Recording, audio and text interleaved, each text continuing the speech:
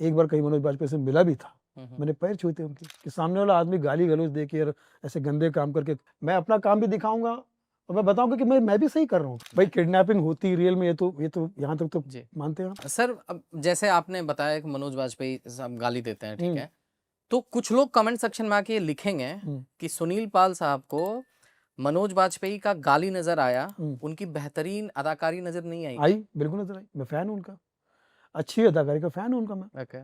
मैंने सत्या फिल्म कई बार देखी है और मैं एक बार कहीं मनोज बाजपेयी से मिला भी था, हम्म। मैंने पैर छुए थे उनके। हम्म। एक्टिंग का मैं फैन हूँ उनका। उसी आदमी ने जब इतना सब पाने के बाद ये करना शुरू किया, इसका मतलब ये होता है कि आपको फिर अपने एक्टिंग पे भरोसा नहीं रहा। आपको क्या लगता है ये सारे जितने जो कॉमेडियन का नाम लिया है, ये कोई बहुत बहुत सोने से बने हैं क्या जो इनको ऑफर आते हैं? सबसे पहला शायद नेटफ्लिक्स का, ये पता नहीं किसी का था वो, क्रिकेट पे जो बनी थी, जो विवेक ओबरा जिसमें थे, इनसाइड एज। उसमें एज सुनील पाल मैं एंट्री कर चुका हूँ। सबसे पहला वेब सीरीज था बड़ा वाला वो, लेकिन गाली गलौज तो उसमें भी है सर। मेरे परफॉर्मेंस में नहीं थी ओके। और मुझे पता भी नहीं था कि इसमें क्या होगा आगे। अच्छा, हो लो। वो तो पहला था ना, हम्म। तो मैंने हाँ माइक पकड़ के मुझे एज ए सुनील पाल ही उसमें स्टैंड अप कॉमेडी करता हूँ। और रीचा चड्ढा, वो हमने वो वही थे इंस्पेक्टर जो मिर्जापुर में इंस्पेक्टर बने, क्या नाम उनका? अमित सियाल। हाँ, अमित सियाल। हम्म। वो अच्छा दोस्त है, अरे वो तो हाँ बहुत अच्छे, अच्छा दोस्त है, बेहतरीन। इंसान अच्छा, बहुत प्यारा हाँ, इंसान। बेहतरीन। अभी भी मिलता हूँ, सुनील भाई याद है ना आपको? बोला आपको याद है क्या भाई? मुझे तो याद रहेगा। एनीवेज, कहने का तात्पर्य ये है कि ऑफर हमें भी होते और क्या क्या ऑफर आया था सर आपको ओटीटी पे? हैं। ऑल्ट बालाजी के काफ़ी सारे सीरियल मुझे ऑफर हो चुके हैं, जैसे जिसमें एक जबान संभाल के आया था, ओके। तो उसमें वो बहुत सारे कैरेक्टर होते हैं ना, तो उसमें मद्रासी का कैरेक्टर मुझे आया था। तो मैंने उससे कहा कि भैया गाली मैं नहीं दूंगा, बोले थोड़ा बहुत चलेगा, बोला नहीं नहीं चलेगा, मुझे नहीं आता। नहीं सर, इसमें तो आप अपने पैर पे ही कुल्हाड़ी मार रहे हो ना, एक क्यों? अच्छा पैसा आपको मिल जाता, पैसा आपका सब कुछ पैसा सेटल हो देखिए, जाता। मैं कई बार बोल चुका हूँ कि सामने वाला आदमी गाली गलौज दे के और ऐसे गंदे काम करके करोड़ रुपए भी ले रहा है ना आपसे, तो मुझसे सस्ता पड़ रहा है, मैं अरबों रुपए भी लेकर नहीं करूंगा। सिद्धांत है ना सर, आपके अंदर का सेंसर होना चाहिए। और आपको क्या चाहिए सर? ये जो काम मैं कर रहा हूँ ना, 20 साल से कर रहा हूँ, आज मैं आपके साथ में बैठा हूँ, इतने बड़े मंच पे बैठा हूँ, आज भी मुझे प्यार मिल रहा है, जी तो मेरे काम की जीत है नहीं। बिल्कुल बिल्कुल। मैं शॉर्टकट अपनाता, यहाँ के चुटकुले कर लेता, वहां के चुटकुले कर लेता, इसका चुरा लेता, उसका चुरा लेता, जो लोग करते हैं, फिर अभी इनका फायदा उठा लेता। तो मैं भी आज नेटफ्लिक्स पे और फला में और बड़ी बड़ी माइक पकड़ के सो कॉल्ड 20-25 साल के लौंडे लफड़ों के सामने बहुत बड़ा अंधों में कांड राजा बनता। मुझे मेरी मंजिल ये नहीं है, मेरी मंजिल ये कि मेहनत करूंगा और मेहनत से ही अपना काम करके हर तबके में परफॉर्मेंस दूंगा, हर तबके का आशीर्वाद चाहिए मुझे। एक वर्ग है स्टैंड अप कॉमेडियन का जो ये बोलता है कि सुनील पाल एक फ्रस्ट्रेटेड आर्टिस्ट है। हाँ, बोलता हूँ, 100% बोलता हूँ। देखो 100 लोग मिलके, जैसे मैंने कहा ना कि आप भी कह रहे कि गाली देना कोई बुरी बात नहीं है, ऐसा लोगों को लगता है। 100 लोग मिलके जब ये बात बोलेंगे तो बुरी बात भी लोगों को अच्छी लगेगी। बट सर ये गाली हम्म, देने वाले स्टैंड अप कॉमेडियंस ही, जैसे कि जाकिर खान है मान लीजिए, जाकिर खान के शोज सोल्ड आउट रहते हैं। मुनव्वर नेटफ्लिक्स पे चला गया है। बस्सी जो है उसके स्टेडियम फुल होते हैं। फिर कुछ लोग बोलते हैं कि सुनील पाल जो है ये सिर्फ प्रेस कॉन्फ्रेंस करते रहते हैं। मेरी बदकिस्मती है कि मुझे आज ऐसे जगह पे ला दिया गया, पूरा सारे शक्तियों ने मिलके। ओके। वरना जो जिनका आप नाम ले रहे हैं उनको बोलो मेरे साथ एक शो करे, एक शो करे मेरे साथ। ना आपकी ऑडियंस होगी ना मेरी होगी, न्यूट्रल ऑडियंस रखो। मैं ये नहीं कर कि मैं आपसे बड़ा हुआ कुछ, मतलब मैं जनता के सामने मैं अपना काम भी दिखाऊंगा और मैं बताऊंगा कि मैं भी सही कर रहा हूँ काम, मेरा काम सही है और इसमें मेहनत लगती है, इसमें मेहनत लगती है, इसलिए वो मुझसे प्लेटफॉर्म छीन लिए गए ना। भाई आप कहते हो कि सुनील पाल ये सब चीज का शिकार हुआ है, 100% हुआ है। भाई कहाँ ग्रुपिज्म नहीं है, मुझे बताइए ना। आप उसके शिकार हुए हैं? 100%।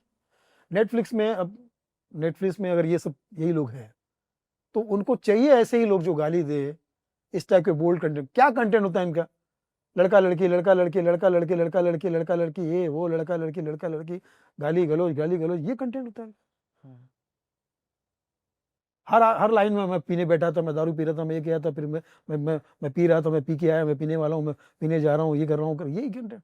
तो शराबी वाला तो आप भी करते थे एक आइटम।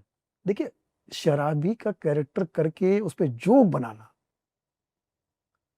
और ऐसा जोक बनाना कि जो लोगों के सुनने में बड़ा मजा है, उसकी बात अलग है। लेकिन मैं दोस्तों, मैं पीता हूँ, मैं तो मेरा अब मैं जाके पीऊंगा, अब मैं दारू पीऊंगा, अब तुम भी ये काम करो, तुम पिया करो, ठीक है, ये इस टाइप की बातें करना। मनोज बाजपेयी का भी आप इंटरव्यू देख लो, हर 5 मिनट में वो पीने की बात जरूर करेंगे, हम दारू पियेंगे, फिर ये करते थे, दारू पीते थे। देखिए क्या है, सचमुच लोग बहुत समझदार हो गए, कुछ नया करने के धुन में हम पुराने हो गए, सामने के सारे बच्चे सयाने हो गए। देखिए क्या है, मैं गलत नहीं हूँ, खुदा है मुझे गलत ना समझे आप, मैं किसी का गलत नहीं चाहता। मैं कलाकारों से निवेदन करता हूँ कि आपको कलाकार तो कलाकारों जैसी बात करो ना, कलाकार का तमगा आपको चाहिए, और काम आप समाज के बुरे वर्ग का कर रहे हो, कैसे होगा? फिर तो आप ये भी कह सकते हैं ना कि जैसा आप बोल रहे हैं कि ये लोग जिस तरह की कॉमेडी कर रहे हैं, और यही लोग हैं जो आपके बारे में ये बोलते हैं कि सुनील पाल साहब जो हैं वो 20 साल से एक ही तरह की कॉमेडी और एक ही तरह के जोक्स कर रहे हैं। ये आपको आपने धारणा बनाई ना, एक ही तरह के, आपका कंटेंट और पुराना है। आपको पता है वो आपको बासी कॉमेडियन भी बोलते हैं। बिल्कुल। आप मुझे बताइए, ये जो गालियां देती है, इनके चाचा की गालियां हैं क्या? ये तो पारंपरिक गालियां हैं। आप भी तो चोर हो, आपके अगर ये मेन पंचे से गालियां, तो ये तो पारंपरिक दुनिया की गालियां। पर सर गालियों के अलावा भी तो कुछ तो आइटम क्या देते फिर? देखिए, फिर मुझे भाई, देखिए, मैं कपिल शर्मा को गुरु मानने को तैयार हूँ, वो तो मेरा जूनियर है ना। हाँ। और वो मुझसे बहुत आगे, मुझे तो उससे जलना चाहिए, इनसे क्या जलना भाई? जलन अगर मुझे होनी चाहिए तो मुझे उससे होनी चाहिए ना। मेरा पीछे का है, मेरे पीछे है, मेरे एज में छोटा है, और मुझसे 1 लाख गुना आगे वो, मैं गुरु मानता हूँ उस आदमी को। तो फिर मुझे पता है मेरे अंदर जेलसी होनी चाहिए क्या? है क्या? नहीं है। अगर है तो फिर मैं उससे जलूंगा ना, इन दो तरीके के लोगों से क्यों जलूंगा मैं? ये क्या, इन्होंने क्या बिगाड़ लिया मेरा? कुछ नहीं बिगाड़ा, मैं सिर्फ इनसे एक बिगाड़ा है ना सर, आपकी इमेज तो इमेज डैमेज कर दी है ना। वही ना, तो इमेज खराब करने के पीछे पड़ गई।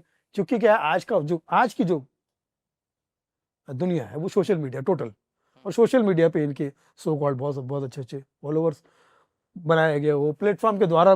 भैया आप सर लेजेंड रह चुके हैं, फिर आपके फॉलोअर्स उनसे ज्यादा क्यों नहीं? ये मेरा सवाल है, ये एज ए फैन मैं वही प्रश्न करना चाहता हूँ ना आपसे, कि सुनील पाल को कौन नहीं जानता, फिर उसके लाइक्स क्यों नहीं है?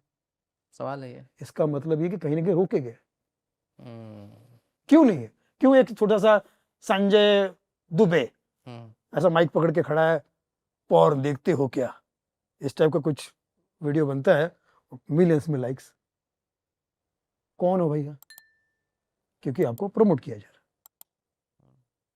आप मुझे रोका जा रहा है। आप अपने आप को प्रमोट क्यों नहीं करते हैं सर? बहुत करता हूँ।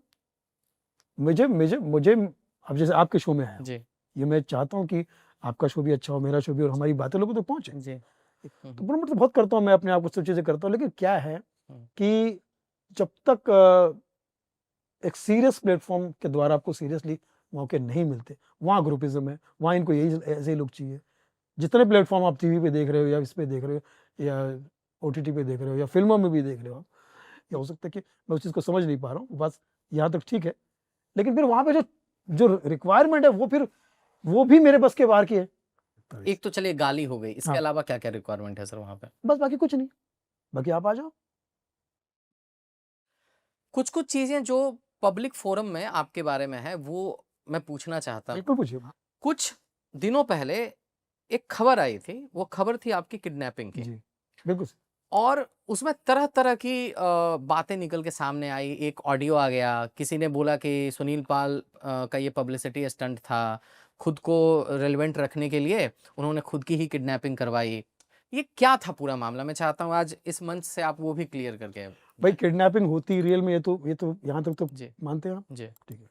अब किडनैपर जो होता है वो किडनैप करने वाले से 100 गुना आगे होता है, उसकी स्टडी, उसकी वो एजुकेटेड होते हैं वो लोग, वो रेकी करते हैं, आप क्या खाते हैं, क्या पीते हैं, कहाँ जाते हैं, क्या करते हैं, तो आपका क्या कमाई है, दमाई, सब उनको पता होता है। ऐसे में वो उन्हीं के स्टाइल से उसको किडनैप करते हैं। अब जैसे मैं सुनील पाल हूँ, मैं दुनिया भर में शोज करता हूँ, तो मुझे एक फ़ोन आएगा सुनील जी आपका एक शो करना है। हम्म, अब एज एन आर्टिस्ट मैं 25 साल से यही कर रहा हूँ। मैं तो ऐसे ऐसे जगह पे शो करने गया हूँ जहाँ सांप और बिच्छू भी नहीं जाते, मैं वहां जाके करके आया हूँ। ओ, तो मुझे कहा कि भैया कि आपको हरिद्वार में शो करना है। ठीक है। हरिद्वार में एक बर्थडे शो है, फला फला पार्टी होटल में, और वहाँ पे आपको करना है। तो कोई अजीब बात तो लगी नहीं मैं ठीक है। तो मैं कहा मेरा पेमेंट ही होगा सर, इतना नहीं होगा, इतना बाकायदा बार्गेनिंग भी कर रहे हैं, मेरा कर लीजिए। बोला ठीक है, ओके डन। तो सर आपका टिकट बना देते, फला करते, टिकट भी भेज दी फ्लाइट के। फ्लाइट की। ठीक है। ये गाड़ी आपको लेने आएगी एयरपोर्ट पे दिल्ली, हम्म, वो भी हो गया। अब आप मुझे बताइए, यहाँ तक तो कोई शक बनता ही नहीं, हम्म, क्योंकि यही होता है हम्म, आसपास, इसके यही होता है, ये तो बहुत अच्छी तरह से हो रहा है। राइट। फिर वो गाड़ी जाती है मुझे दिल्ली से कहीं लेके मेरठ रास्ते पे, और मुझे फ़ोन आता है कि ये गाड़ी आपको छोड़नी पड़ेगी, दूसरी गाड़ी आएगी, इस गाड़ी वाले का कुछ पंगा हो रहा है। हम्म, ऐसा 1000 बार होता है। ठीक है।